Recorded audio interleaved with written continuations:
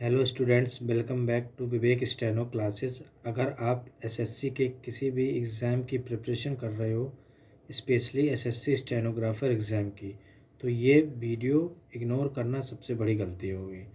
2026 में एसएससी का पैटर्न बदलना रहा है और इसका सिग्नल ऑलरेडी सिलेक्शन फेज़ 14 में दिख रहा है। बहुत सारे स्टूडेंट्स इस चेंज को लाइटली ले रहे हैं, लेकिन जो समझ गया वही सिलेक्शन लेगा। अभी कल ही एसएससी सिलेक्शन फेज़ 14 का नोटिफिकेशन आउट हुआ है, जिसमें 13 अप्रैल से 5 मई तक आप फॉर्म भर सकते हैं। सिलेक्शन फेज़ 14 का पेपर जिसका होगा जनवरी 2026 में होगा। टेंटेटिव है, इसका मतलब आगे भी पेपर हो सकता है और पहले भी पेपर हो सकता है। अब पैटर्न क्या है, एसएससी का जो सिलेक्शन फेज़ है उसमें कुछ चेंजेस वगैरह कर दिए हैं। वो चेंजेस क्या हैं उसके बारे में बात करते हैं। सिलेक्शन फेज़ 14 में 4 सब्जेक्ट होते हैं। रीजनिंग होती है, जीएस होती है, मैथ्स होती है, इंग्लिश होती है। 25-25 मार्क्स के सभी क्वेश्चंस होते हैं और एक क्वेश्चन 2 मार्क्स का होता है।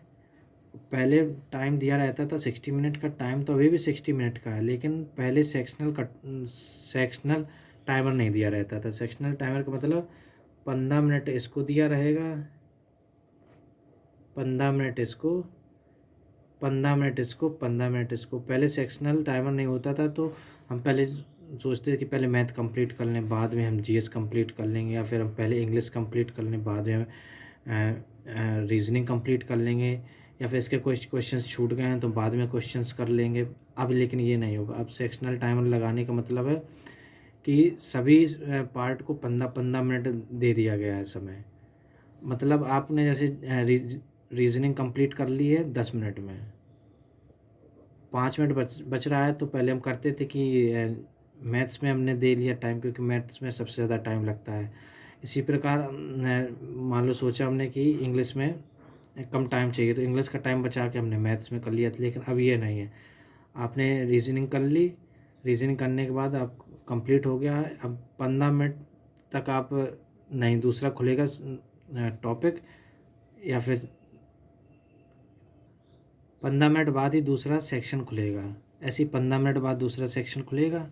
यानी कि हमने जीएस सबसे जल्दी हो जाती है, 10 मिनट में जीएस कर ली। अब 5 मिनट बचेंगे, 5 मिनट बाद दूसरा सेक्शन नहीं खुलेगा। आप उसमें 5 मिनट सो जाइए, कुछ भी करिए, 5 मिनट आपके पास रहेंगे। जब तक 5 मिनट कंप्लीट नहीं हो जाएंगे, टोटल 15 मिनट जब तक कंप्लीट नहीं हो जाएंगे, तब तक दूसरा सेक्शन नहीं खुलेगा। उसका जब 15 मिनट पूरा कंप्लीट होगा, तब तीसरा सेक्शन खुलेगा। अब उसमें आप चाहे जल्दी काम कर लीजिए, चाहे उसमें सो लीजिए, कुछ भी कर लीजिए। 15 मिनट सबका रहेगा। यही एक अपडेट उन्होंने किया है। अब यही, अब जब सिलेक्शन फेज़ 14 में जब ये किया है, तो हो सकता है आने वाले सीजीएल में भी कर सकते हैं, स्टेनो में भी कर सकते हैं। लेकिन वो आने वाला मालूम पड़ेगा जब सीजीएल का नोटिफिकेशन आएगा। यदि सीजीएल के नोटिफिकेशन में ये इन्होंने लागू कर दिया है, तो 100% इसमें भी सेक्शनल कट ऑफ स्टेनो लगा दी जाएगी। इसलिए हमको तैयारी अच्छे से करके चलना है, रीजनिंग को अच्छे से लगाना है, कैलकुलेशन स्पीड अच्छे से तेज़ कर लेना है, जिससे हमको कोई दिक्कत ना हो। Sectional cut off, sectional timer लगे या ना लगे उससे मतलब नहीं है, हम तो कर लेंगे। आज सिलेक्शन फेज टफ हो रहा है, कल वही लेवल स्टेनो के रिटन एग्ज़ाम में भी दिखेगा। अगर आप सच में एसएससी स्टेनो क्रैक करना चाहते हो, तो अभी से स्मार्ट वर्क स्टार्ट करो, वरना बाद में रिग्रेट होगा। रिग्रेट के अलावा और कुछ नहीं होगा। सब्सक्राइब करो, क्योंकि यहाँ मिलता है रियल स्ट्रेटजी, नो टाइम पास।